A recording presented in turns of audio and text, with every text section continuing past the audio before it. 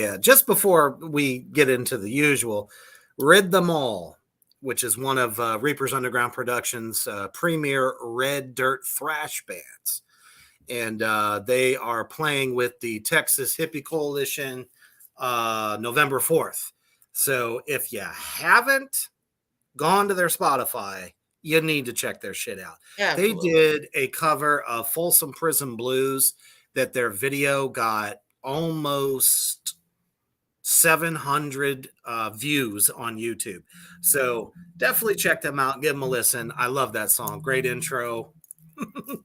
Very good. But what the hell are we doing on a Wednesday night? Oh, I know.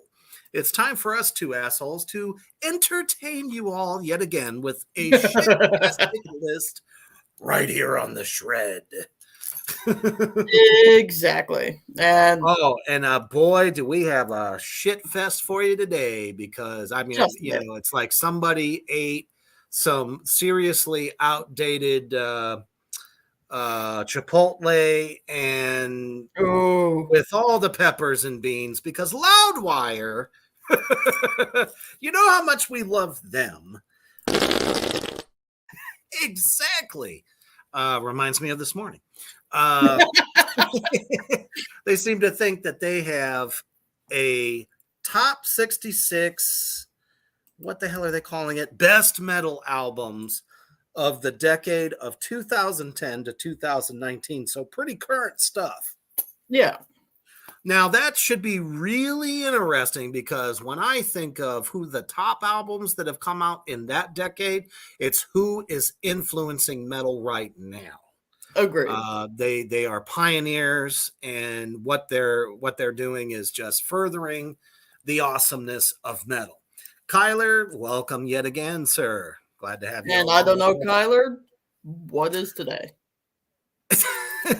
Guess what today is? Your birthday? Do I get a ding, ding, ding? No ding, ding, ding. No boom, boom.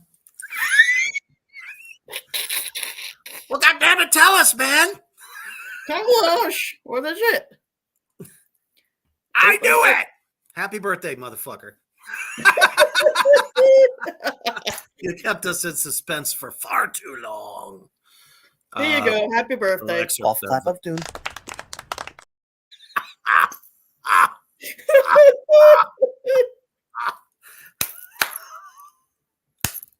All right. So, yeah, you even got a golf clap of doom. So you should feel very special. And thank you for tuning in to our shenanigans on this hump day. Oh, what a fucking week it's been. Let me tell you. Oh, yeah. So I think this is definitely what everyone needs, since we're looking towards the weekend. A lot of good things coming up this weekend as well. So as we're rolling into Rocktober month. So it looks like we're starting off with someone who's not new. Now this is interesting.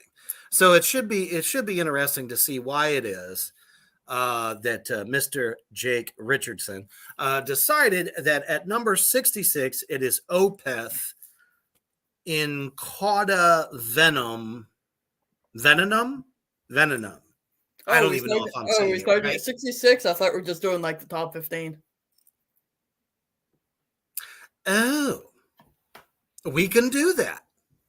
I mean, I don't think we'll get through a list of 66 and, Well, I thought we might be able to make it a 3-part series. Oh, we certainly can if you want to. Sure, let's start at 66. Why the hell not? I mean, it's been a minute since we shredded a good Loudwire. That is true. All right. I'm good with that.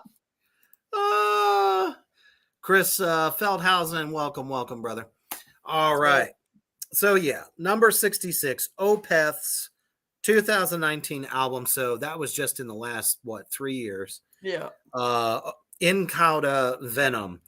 Now, they're a Swedish, kind of like a prog metal style kind of band. Yeah. But the thing that I like about Opeth is they don't sound anything like Dream Theater. They don't sound like Tool. They literally stand alone on their own thing. Exactly. Kyler Kenny says, does this article also have the words "and the number one will shock you"? I don't know. It just might. I actually have not looked at number one, so I don't even know what the fuck it is yet. So it should be interesting for sure. But anyhow, Opeth's most recent album, is a career highlight for the Swedish proggers in called Venium, or however the fuck you say that. Yeah. Is teeming with ideas and possesses a continual ebb and flow that takes you on a journey only the best prog albums can. What? Now, I got a problem with that fucking statement right there. Yeah. I have listened to millions of different style metal albums, just as well as you have, Gangis, that take us on a journey, especially any type of doom metal band. As well as even some black metal bands can do it. Behemoth, Cradle of Filth, just to mention a couple. Some death metal albums can do it too. Yeah. I mean, shit, any fucking Ozzy Osbourne record will take you on a journey. Whether you really want to go there or not is your choice. Kyler, you're asking when this list was written. It has to be recent. I don't know when it was originally published, but it's last updated September 7th. So not that long ago. Holy crap. Looks like they got some new writers too. Yeah, but I think they all have JD-itis. For sure. In amongst all the experimentation on the offer is some seriously powerful metal, the wicked solos of Heart and Mind, and the dramatic swell of Dignity standing out. Tell me, when's the last time any of you out there in Three Witches Land, even you, Brother Gangis, have ever heard a dramatic swell? I'm going to leave that one alone. I mean, doesn't it sound like, somebody's, sitting in the can or something, fucking jerking off, and dramatically their shit starts to swell?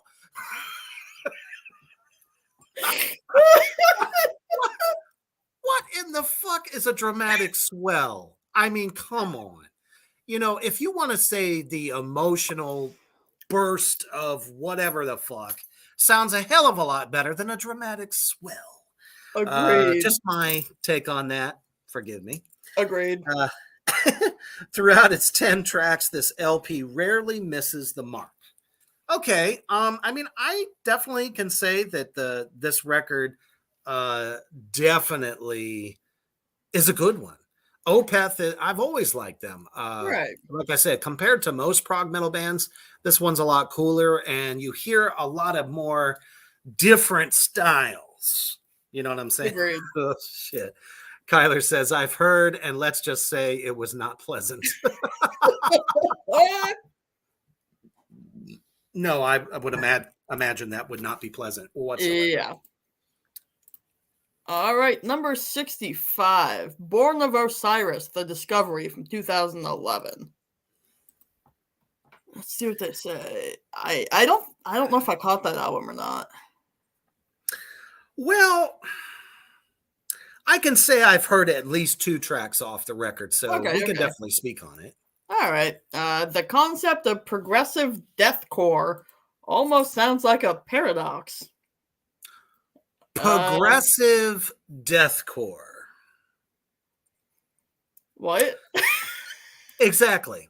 What exactly is progressive deathcore? Deathcore is exactly what it is. It's the blending of death metal and hardcore all packed into one. Yeah. Which, in my opinion, is yet another stupid subcategory. I see. If you Google search the band, it literally says that they are progressive metalcore. Go! You fucking Google, you go, you stupid fuck. Wrong again. Just Wrong like what they call Rammstein.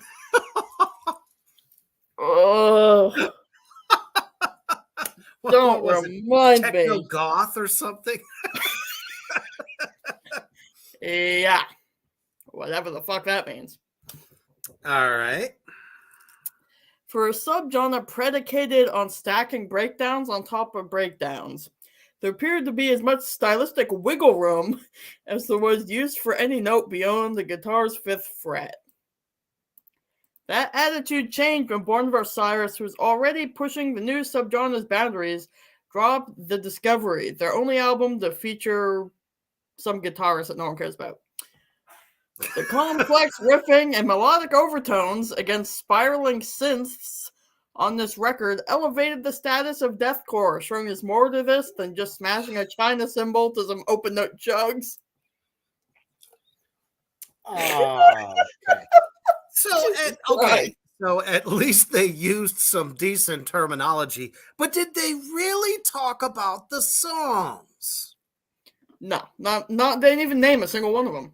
What the fuck does that have to do with the song? Who doesn't like a good breakdown? So if a band has breakdowns on top of breakdowns, what the fuck's wrong with that? It's a groove change. It excites a different kind of emotion into what you're listening to. Even if it's like starting to go super fast and then all of a sudden, boom, drops the bottom out. Yeah. Everybody loves that shit. So I don't see necessarily what's wrong with that, but that doesn't exactly tell us why this particular record was that much, I don't know, groundbreaking because of synths. Really? Yeah. Every black metal band ever. I mean, that doesn't make it any much that I don't know. It's, I guess I see where they're kind of going with that. It's not really metalcore, people, just because they threw keyboards in there. Synth sounds, what do you call it? Fucking samples or anything like that. All I have to say is, guess who's been doing it 30 years before that? A little band called White Zombie. Yes. Heard of it? Apparently not. It's like, how does that push the boundaries? I have no idea. I mean, since when did deathcore have boundaries in the first place? It's like, hey. It doesn't have boundaries. It is a boundary. Death only. Death and only death is allowed.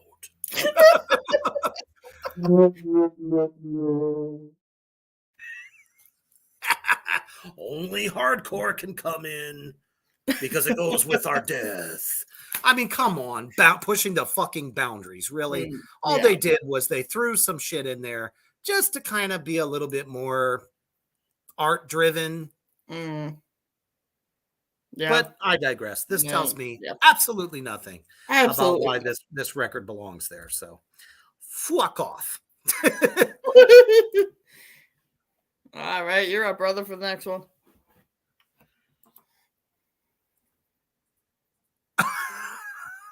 I gotta put this up here. Don't trigger me on what they say about Rammstein. Actually, it was Google. At Google, for some reason, you just put in Rammstein. Next thing you know, it says, they're goth. Oh, no, they're not. Things have got, oh, no. Just for funsies, I just Google search Rammstein genre. It had briefly gotten better, but it's worse. Oh, well, what did they decide to call them? Now it says, primarily described as New Deutsche Härte, industrial, hard rock, and gothic metal, while also being described as new metal, alternative metal, symphonic metal, and progressive metal.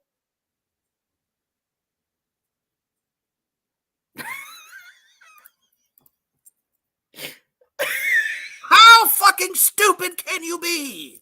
Oh my goodness. It's like what? Google just threw up and had no idea what to call them. Nope, you know what? Like, we'll just throw a ton of terms out there and hopefully people will get an idea. Hey, Google. What's happening there? That's it. That's it. You just got the elbow drop of doom. Thank you for dropping in, my brother. Hey, what up, dude? All right. So now 64, however, in my opinion, definitely belongs on this list as being I'm good with that. influential. Yeah, they're a good band. It's not just that they're a good band, it's that they have put out a style that just when you thought deathcore could get any heavier, they went ahead and made it 10 goddamn times heavier. Whitechapel is who we're talking about at number 64 with the album The Valley. Now, it's pretty interesting that so far everything has come from the year 2019. Big shocker. There's some earlier records at the beginning of that decade that I think deserve a fuck of a lot more love. So let's see what happens here. Yeah. The cover art notation that warns listeners Whitechapel's 2019 album, The Valley, is based on true events. Is no joke. Now, why would anyone think that that would be a joke in the first place? I have no idea. That doesn't even Movies do that all the time. Exactly. It doesn't matter what your art style, even paintings and drawings of different things could be based on true events. You don't fucking know. No, you don't. Come on. Sifting through the traumas that occurred during vocalist and lyricist Phil Bozeman's childhood, the deathcore band's 7th studio release uses those real-life plot points as sonic signposts. Whatever the fuck you're trying to say here, because we don't know. Exactly. What the fuck? Just say it was the groundwork for the album. It takes you on a journey into someone's childhood traumatic stuff. Yeah. Okay? Let's leave it at that. Exactly. Their most expansive and realized effort yet. Now, this pretty much has already been done in a different style. Yeah. Ever heard of a guy back in, let's say, 93? His name is Jonathan Davis from Korn. Motherfuckers, this ain't the first time a band had a vocalist that has been through some rough shit. I'm talking 80s, maybe not the 70s. 70s was all about drinking, smoking, and getting laid. Yeah. But, you know, the moment you step into the late 80s, early 90s, all bands are using their fucked up lives as bases for their records. Why? Because people can relate to it. Exactly. God. So it's not like it's something groundbreaking to actually write about yourself, especially in the 2000s. No, why is that so hard to believe? I have no idea. It's no different that when some of the black metal bands have taken such things as, let's say, the story of Elizabeth Bathory as the basis for their entire fucking record, telling you the story of that fucked up life, which love Elizabeth Bathory, awesome history. But anyway, Cradle of Filth did it. So, come on. Anything could be based on true events. It doesn't just have to be what happened to that motherfucker. It could happen to anybody. But the brief moments of clean singing and atmospheric noodling. Noodling. Now I know they're referring to the guitar. Noodling. How's that any different from 1970s funk porno music? That's pretty much what they were doing with the wah-wah pedal. Yeah. How does that add any, like, oh, he's noodling? Oh, fuck off. I killed Genghis. I'm sorry. All I can think was like, that sounded like something at SpongeBob. That's probably where it came from. You know, I always got SpongeBob on the brain. Among the otherwise brutal concept record, aren't there aren't there to bury the lead, as it were. Huh? Did he suddenly start speaking in tongues or some other fucked up language that nobody understands? I'm going to read that whole thing again. But the brief moments of clean singing and atmospheric noodling among the otherwise brutal concept record aren't there to bury the lead, as it were. What? Is that another like code word for burying your dick in the ground? I'm starting to think so. What the fuck does anything of what they've said and otherwise? I'm at like the half mark of what they're talking about. Does this tell you anything about why this record is one of the groundbreakers and influential right No. now? Oh, he obviously ran out of material, and because Bozeman did a little interview with Loudwire, they take a quote. Oh, of course. As Bozeman told Loudwire around the time of the album's release, he doesn't feel that sharing his personal story represents vulnerability. It seems like my duty now. Okay, so we all know that just doesn't. I don't. What is he, a warrior now for that? Once again, I got to go back to J Devil. Mm-hmm.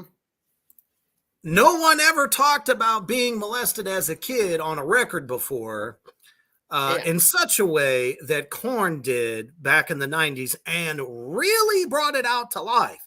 We're talking about 2019. Yeah. Not to say anything against anyone's trauma, because no matter what it is a bad thing and it's horrible. But for him to say he feels like it's his duty to let everybody know, I don't know. I don't know about that. Not everything has to be a social justice warrior as far as artists go. Exactly. But I mean, we thank him, obviously, for sharing this kind of thing. And obviously, this album has touched a lot of people. So very, very cool. But I don't think that's the only part of that record that makes it as awesome as it is. Agreed. So once again, Loudwire, you dropped the ball. You focused on the negativity, although in some way it's probably therapeutic for their lead singer. But you focused on the bad and not so much about the good. Who wrote this? I need to throw some tomatoes. Man, I'll get some like 3-month-old peppers that have been like festering into a science experiment. We'll just go ham on this bastard. Exactly. Philip Trapp.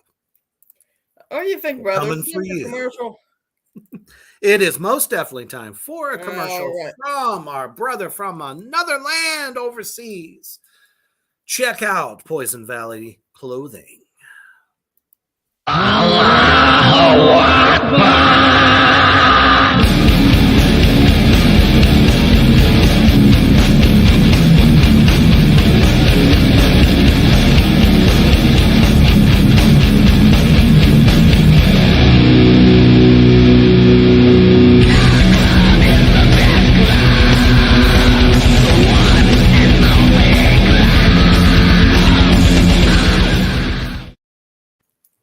That's right.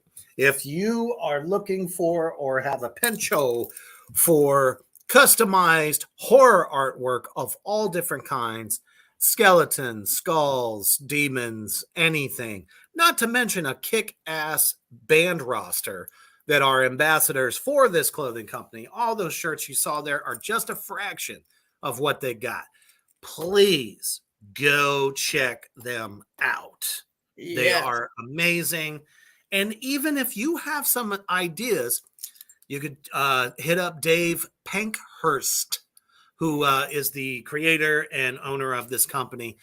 He'll take your ideas and make you something customized. Oh, yeah. Check it. All right.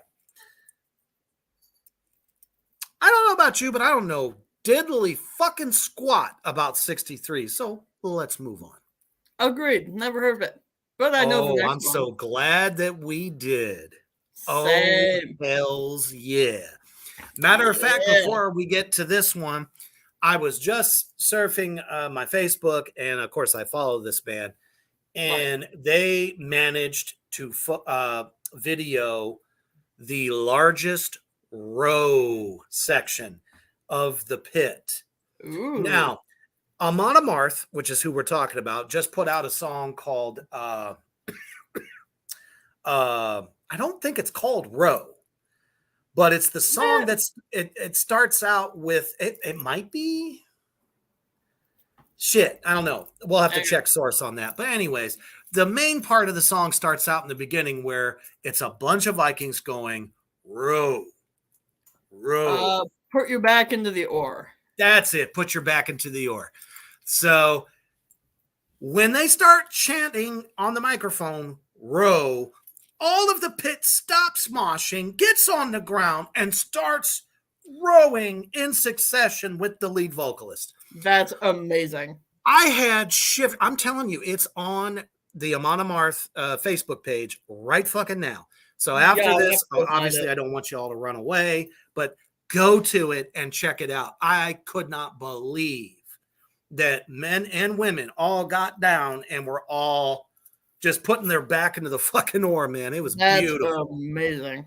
Oh, well, and it doesn't surprise me that they actually come onto this list, and they should not be at 62.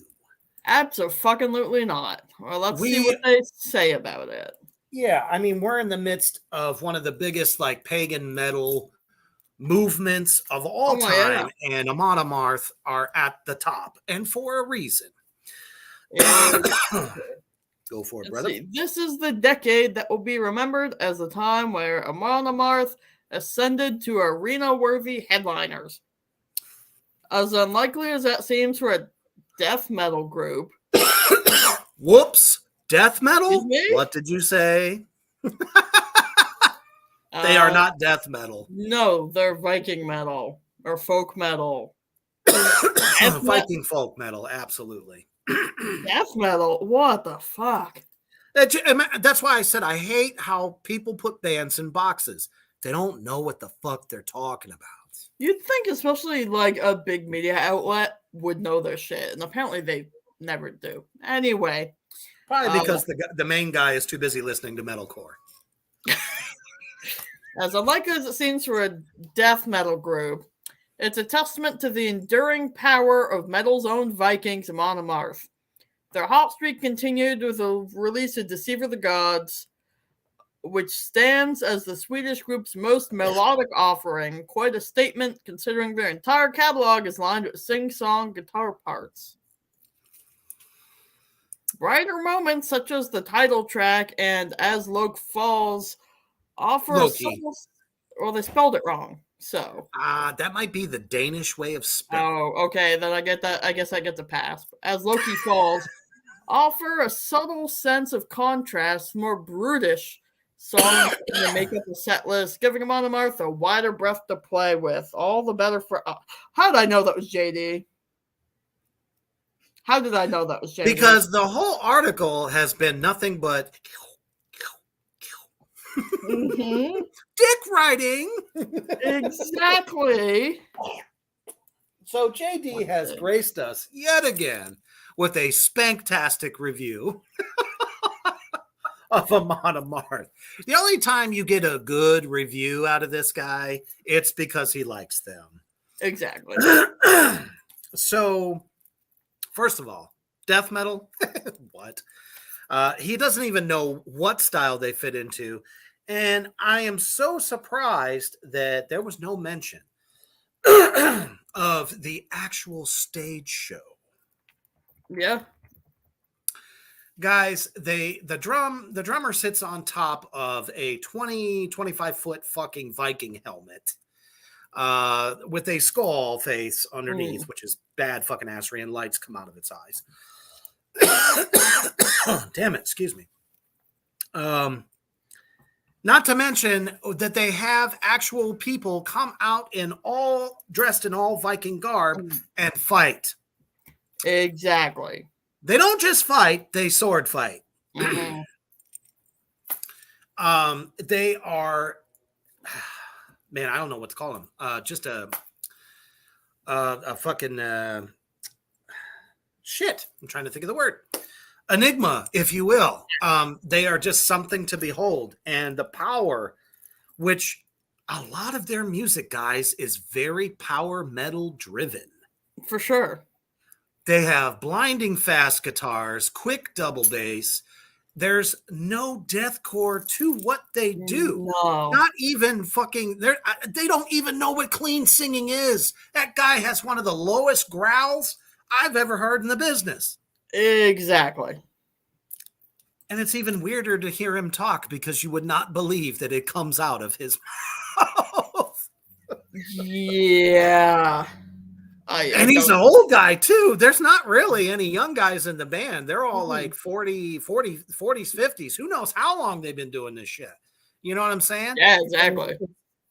It's taken them some time, but they have become a fucking monolith. Oh, yeah. And I only wish that they would come over here and do their thing. Agreed. That would be fucking amazing. But yeah, this album, all the way. Agreed. Definitely belongs up here. Don't know about you, but number 61, I don't know shit about. Nope, never heard of it. Nope. Moving on.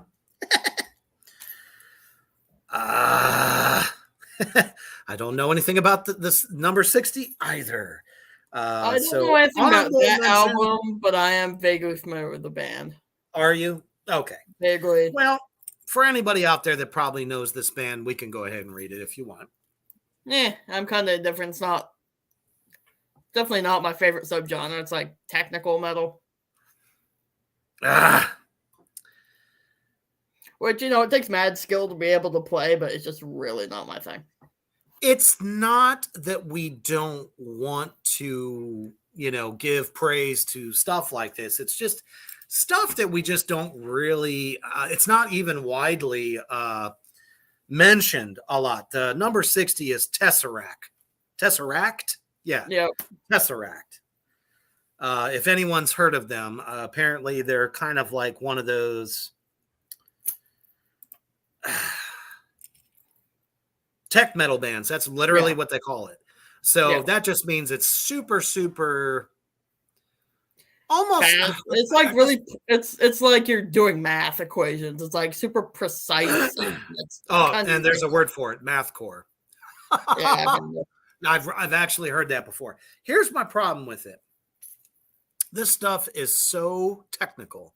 So they had to write each individual part before they ever jammed it out. And that's what I have a problem with.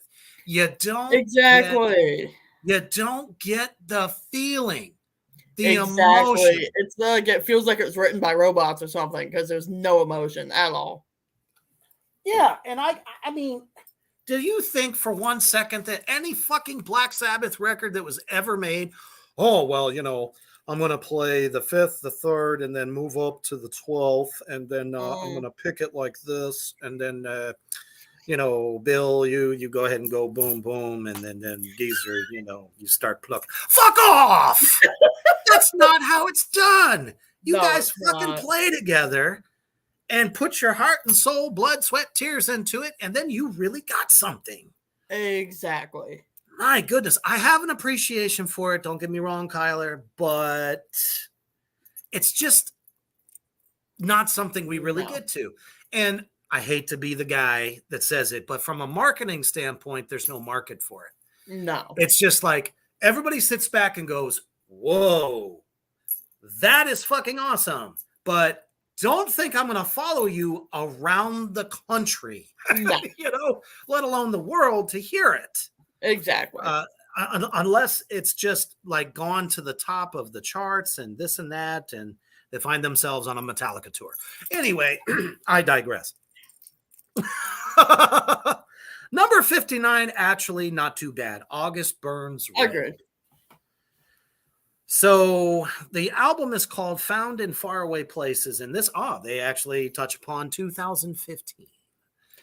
Oh, boy.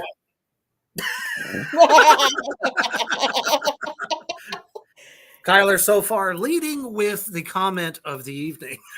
with the E string with a 23.6 Usually the best riffs come up from somebody who's probably had about, 6 or 7 shots of something and they're feeling good and they just get it. I don't know. Anyways, this band is pretty good. Oh man. So they start the review off as such. It's a difficult task to name an August Burns Red record that is not deserving of the title Best Metal Album. Now, hang on, they're pretty good, but I don't know if they're best. I mean, with a sentence like that, what do you think is going to happen later? A whole bunch of dick riding. He's going to put the record on and, put on some water wings and slap his own ass.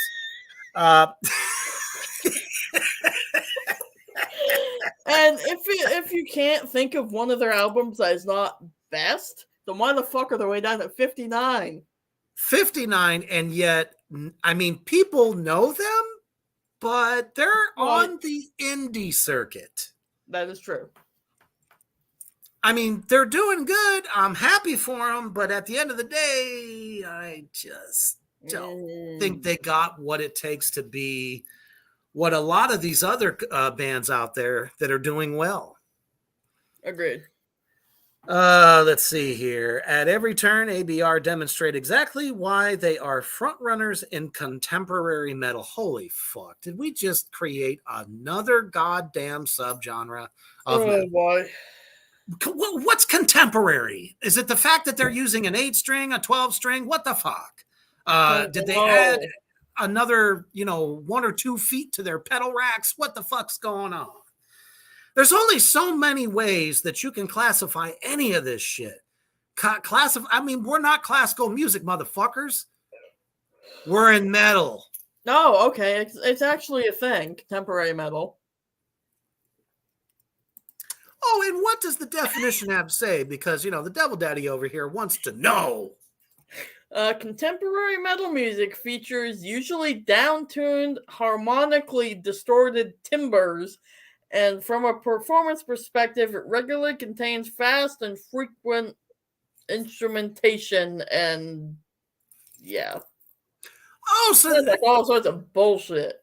Well, then who would have thought that they were talking about Tony fucking Iommi? He was the first to do it. Why did he down-tune? Ozzy's voice was shit. Exactly. I mean, it eventually got better, but he had to. He had to tune it down because Ozzy couldn't sing high like fucking Robert Plant, even grabbing a handful of nuts. Exactly. Shit, even his sack couldn't help him. Kyler's okay. Have a good night, my brother. Thank you for tuning in. Appreciate it. Glad to be part of your birthday celebration. Stay heavy. Anyhow, so moving on with this blowjob mess. What makes Found in Faraway Places so masterful is its ability to pull in all kinds of music fans. What? I'm going to read it again because I can't believe I just read it. What makes Found in Faraway Places such a masterful album is its ability to pull in all kinds of music fans. And oh, wouldn't you guess? Their collaboration with pop, punk, hardcore giant Jeremy McKinnon from A Day to Remember on the song Ghosts highlights that very fact. So let's be real here, folks. Anytime somebody from another style of music ends up on another record that's a different style of music, suddenly other people are going to listen. But guess what? Guess what, though? What? Just for that song. Exactly. They don't want to listen to the rest of the record. Guilty. I do that shit all the time. You see? It's like, okay, I want to see what so-and-so from this genre did with a completely different genre and see how it sounds, how it stands, and how it fares. Oh, Well, yeah. guess what? I really don't listen to the rest because if I ain't a fan of the band, I'm not really. Exactly. The only reason that I listened past the one track off of Soulfly's first record, Mhm. there was a song on there called Bleed, which featured Fred Durst. Yeah. And I listened to that, but guess what? I fucking love the former Sepultura vocalist and guitar player. So I listened to the rest of the record, but if it wasn't for that fact, probably wouldn't have listened past it because I was just curious, what is this douchebag doing on a fucking Soulfly record with Exactly. Max Cavalera? Max is like way shorter than him and could like punch him out with his pinky. He's a tough son of a bitch. Yes, For real. for sure. His old trademark fucking dreadlock could have put a chokehold on it. Anyway, you can see I'm not a big fan of the Limp Bizkit. Yeah, me neither. So I have not heard anything in this diatribe of bullshit that tells me literally jack and shit about why I should like them. Just because a ton of other people may have tuned in because this guy from Date to Remember was on their track isn't going to make me want to listen to the whole fucking thing. It's just not going to happen. No. Number 58. Megadeth, Dystopia. Now, this is from 2016. So they're pretty much, I don't know. Every time you think they're in their prime again. Yeah. I mean, you got to give it up, though. They do a lot of member changes, drummer changes, guitars, the other guitar player changes, because let's face it, Dave Mustaine ain't going nowhere. No. So, but this is funny. Beginning with 1990s classic Rust in Peace, Megadeth received a total of 11 Grammy Award nominations for Best Metal Performance or Best Hard Rock Metal Performance. Okay. And you know who won every fucking time? Metallica. Uh-huh.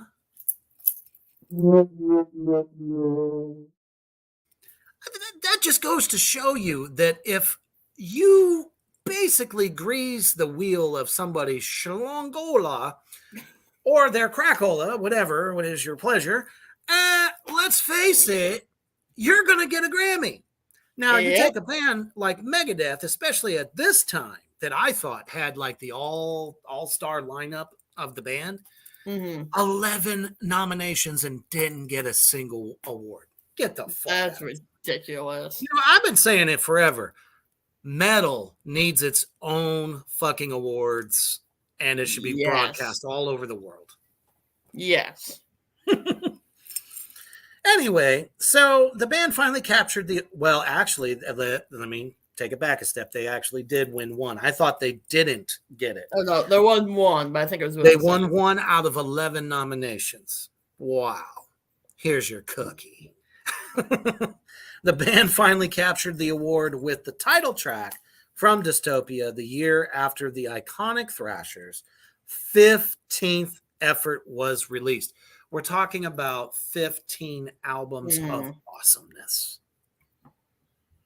Whether you like Dave Mustaine's crazy sounding voice or not, you cannot not headbang to the classics that Megadeth has put out. You just can't. And let's face it, Rust in Peace, goddamn. Right. One of the best albums ever. This is kind of funny. The accolade seemed fitting for the band leader Dave Mustaine's metal-plated war machine after a run of albums more noticeable for... Oh, now this is funny. More notable for bassist David Ellefson's absence than their musical content. Ouch. Ooh, didn't that hurt? Wow.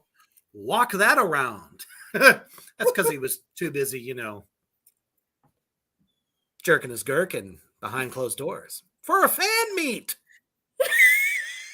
Jerking his gherkin? Or was he looking for some fan meat?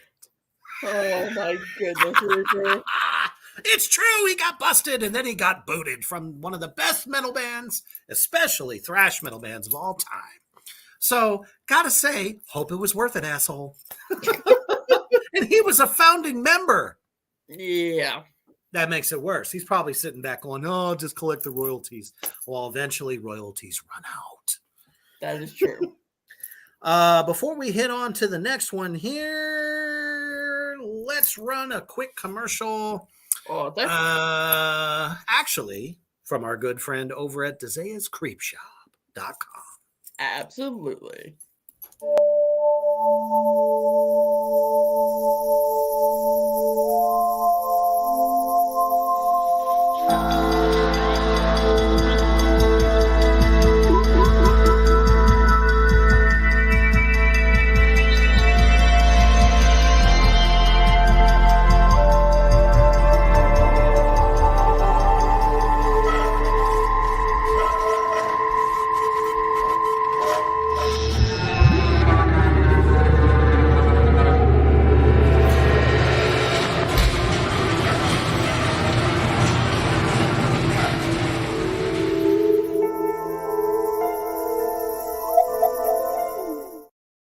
Every time I see it, I gotta say, I want that apron.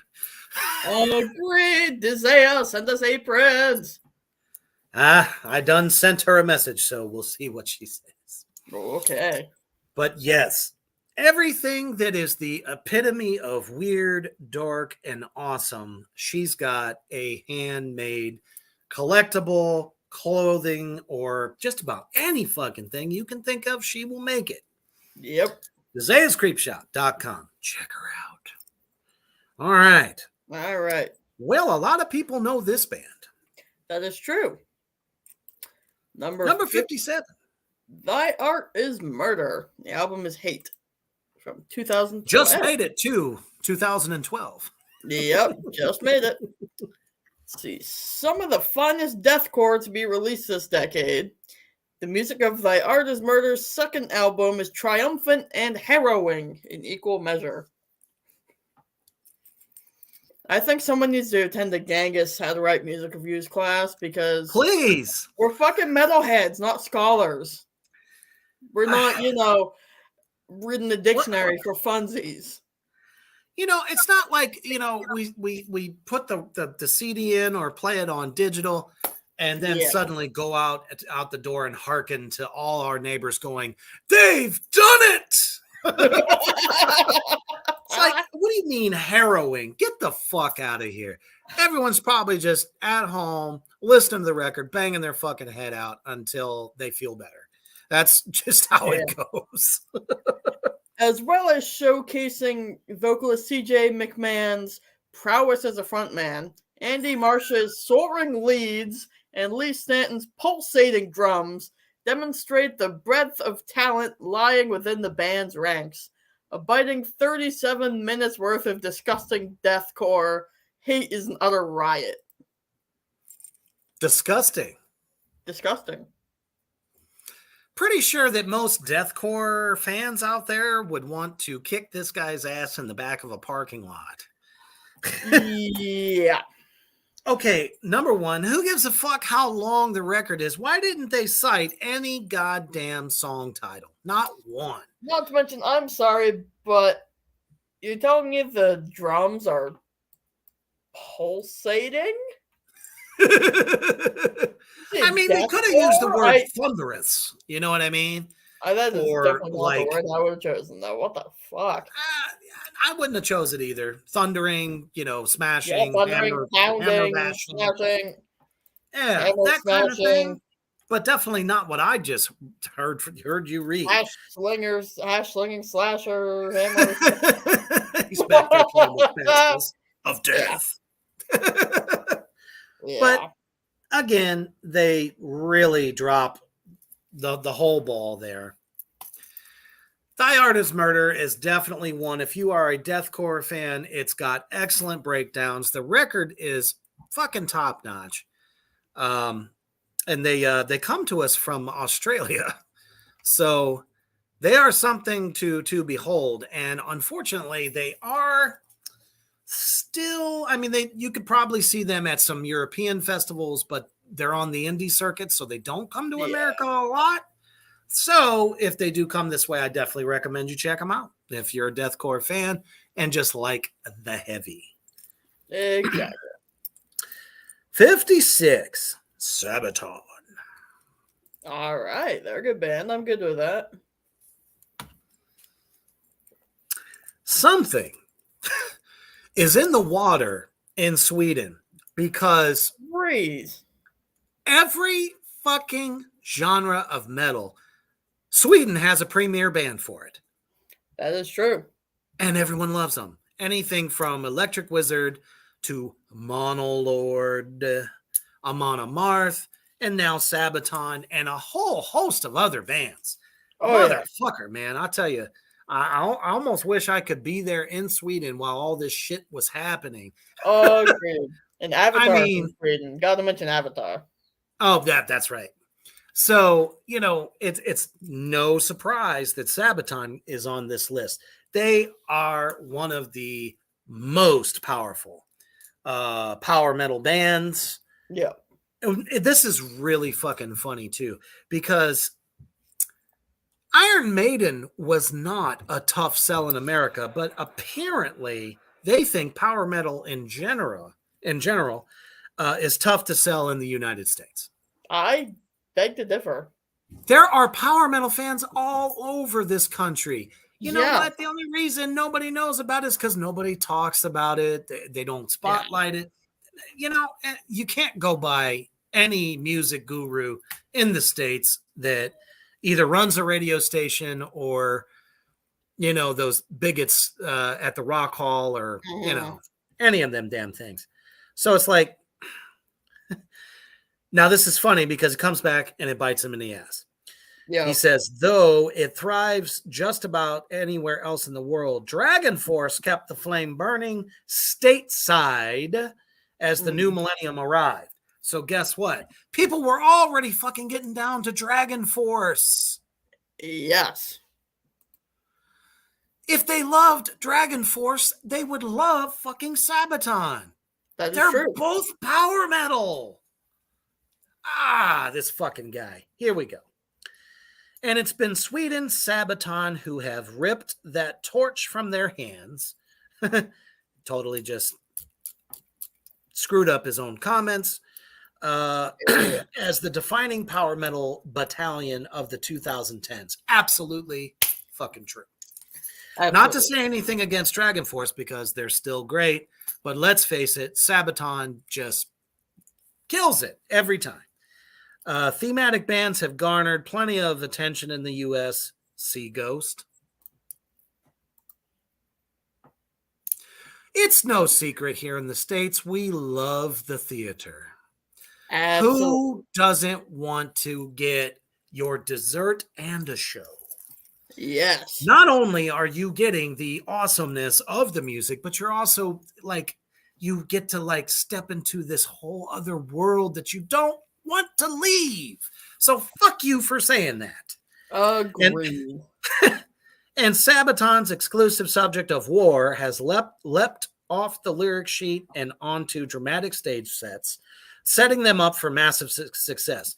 Once again, they stole this out of the Iron Maiden playbook. Yeah. There was an album, actually a couple of albums that Iron Maiden did, where their stage set was part of the Revolutionary War. Yeah. Just because they had Eddie dressed up as the guy waving the flag didn't change the fact that it was historical. Exactly.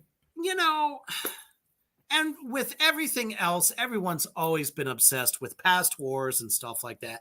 Even some shit that even goes on, let's say, in the last 20 years. So how is it any different than what Iron Maiden did back in the day? Not much, but guess what? They do a good job at it. That is true. So that's why they can sell out a fucking festival. So for them to say power metal is a tough sell in America, good fucking luck. Yeah, I don't think so. And screw them for saying that about Ghost. Shame on you. Agreed. Ace is high. You are correct, Chris. Ace is high. That is correct. Number 55, I'm not familiar with that at all. I'll say the name of the band. If anybody out there in Three Witches Land knows anything about this band or can comment, please do. Because, it's not that we're stuck listening to just one or three things. Right. It's hard to actually hear a lot of stuff because it doesn't get promoted. Exactly. So the band at number 55 is Vane, and the name of the record is Error Zone. So if anybody knows anything about it, feel free to comment in the comment section. Share this out. Maybe somebody else does, and then we can talk about it. Same with number 54. Oh, I like Epica. They're good. Okay, well, you can speak on it then. Okay, I will. I don't know shit about it. I ain't gonna lie. I ain't gonna sugarcoat. That's fair. They're like, they've got like some orchestral metal shit going on. Ooh, I like a good orchestral metal. Yeah. Let's see. A decade into a Godflesh career. is my favorite. Godflesh. Oh, yeah, they're good. They're good. A decade into a career can serve as a critical juncture for a band. Some artists know their signature sound and stick to it, handing in lesser versions of their best work, while others continue to blossom, signaling. Did he just insinuate that any band that has at least 10 years of career hand in suck-ass albums after the first one? That's what it sounds like, isn't it? Yeah. I don't think that's true of all bands, but I digress. For Epica, the Quantum Enigma was a big leap forward that didn't necessitate a stylistic reboot. Written as more of a group effort than their previous records, this album was a refinement of everything great about Epica in the first place. Technical riffing, bombastic orchestration, and divine hooks. Bombastic. Oh, okay, it's JD. Never mind, I'm not even going to question his word choice. Told ya, he's dick riding again. Always. The lyrical content, which brought to the surface philosophical questions about perceived reality, was an ideal complement to music written at an equally intellectual level. What the fuck, JD? I swear, does he just like the things that turns him on is big words? I'm starting to wonder. Who can make sense of this? I know I didn't. And I'm not exactly not intellectual, so even I had a tough time with that fucking chicanery. What the hell? Say. All right. But I will say this. I did get a good sense of what kind of like band this is, like why the record is the way it is and why it belongs here. So I'm actually going to check it out. Who knows? I might like it. You just don't know. Yeah. So, but just basically, sucking on the teat of this band by JD doesn't exactly say definitely go listen to them, but it kind of makes sense. Did you notice a big difference between their previous album to that one? Was it that much different? I'm more of a casual listener to that band. I'm not like, I don't know all their albums specifically, so I can't really comment on that.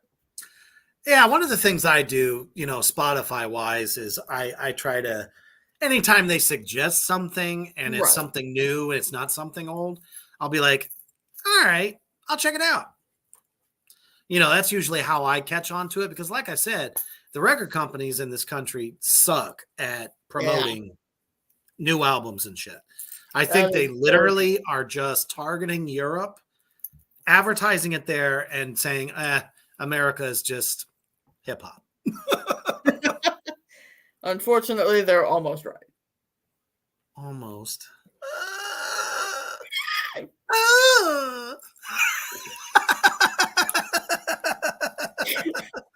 damn it! We're not dead yet. Never will. Yet. So we'll end with number 53, and I love this band. Same. Because for decades upon decades, and rightfully so, Right. Cannibal Corpse has been the one in death metal.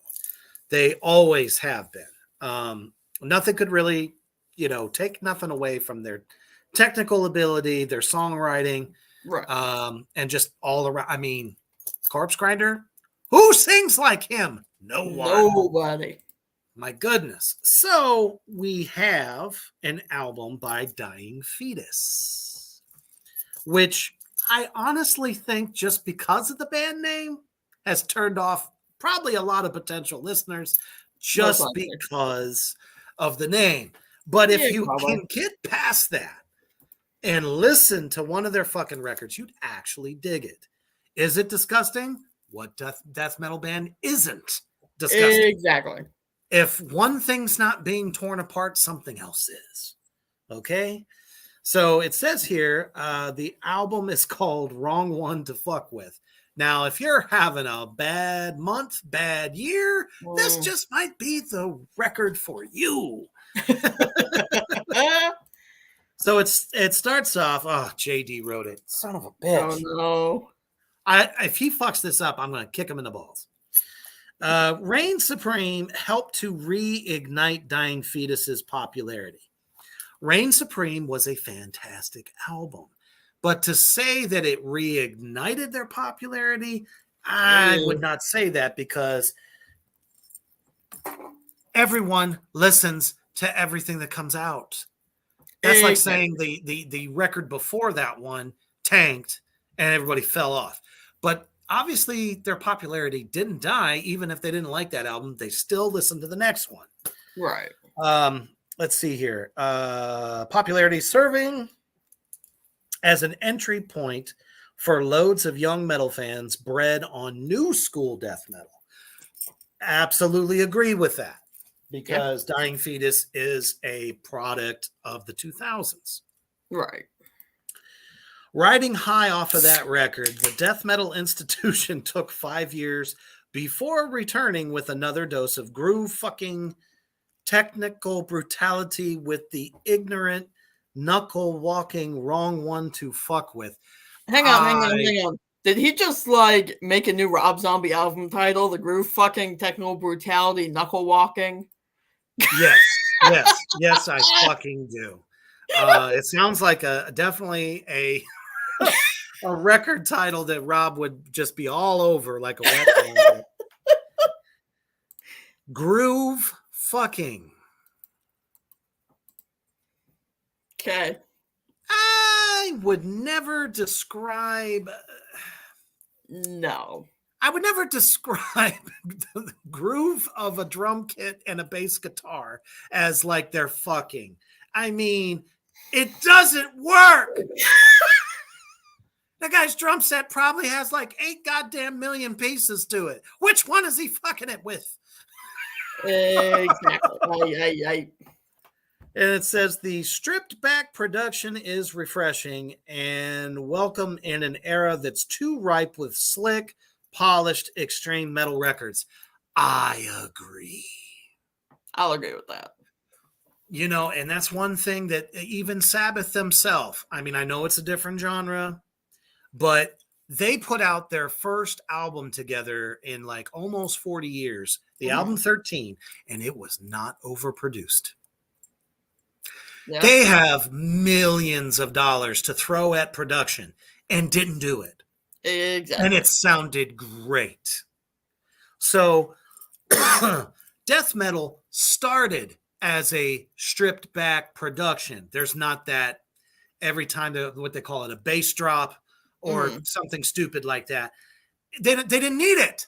Exactly. They don't have to put a ton of like fucking, put the guy's voice through death metal pedal or whatever the fuck a lot of those guys cheat with. Yeah.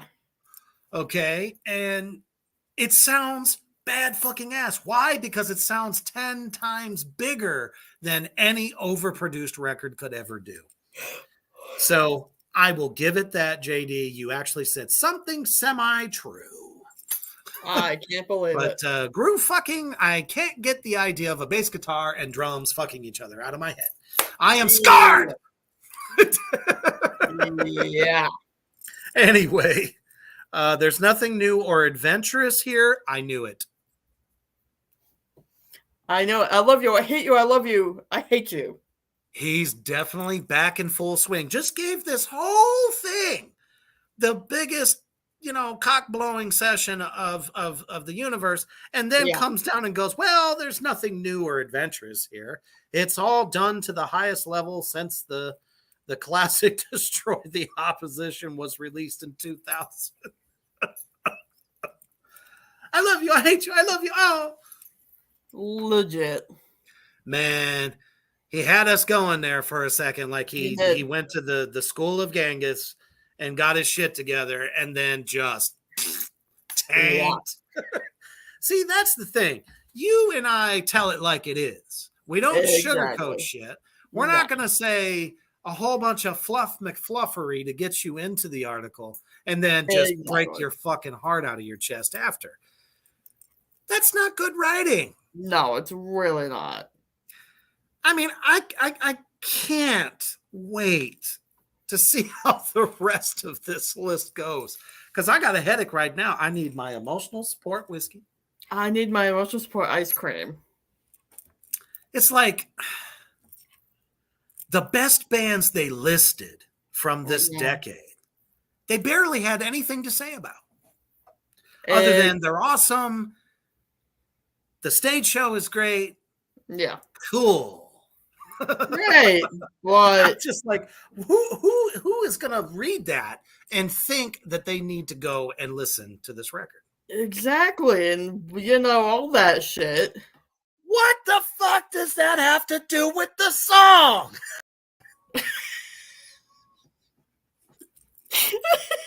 It's so bad that even my cat is crying right now in another room, clutching his Black Sabbath record.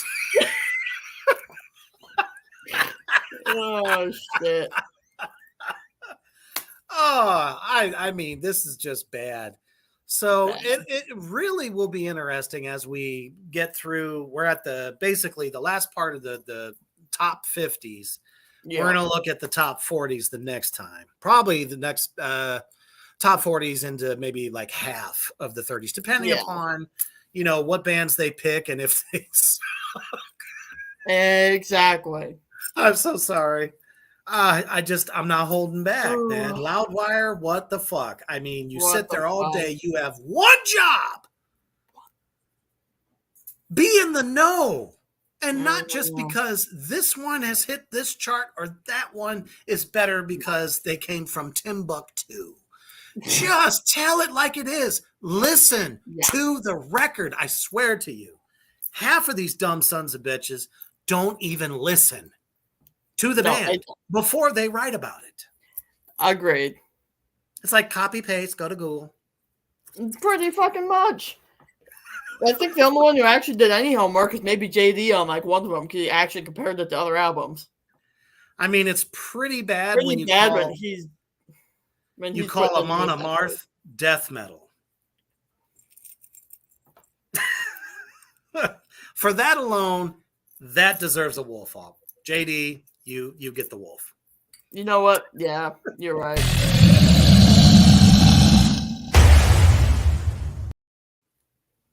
Again and again. That's what you get. Yep. Oh, thank y'all so much for hanging and banging with us here on this hump day. And once again, Face of Horror competition. The cut for the top 5 happens tomorrow. So if you haven't got your votes in for your favorites, yours truly, or Mischief, please make sure, because every vote counts and we love and appreciate you for it. Please make sure you do that shit. Yes. And but also, after you're all snug in your bed, ready to rest your head, remember, stay heavy.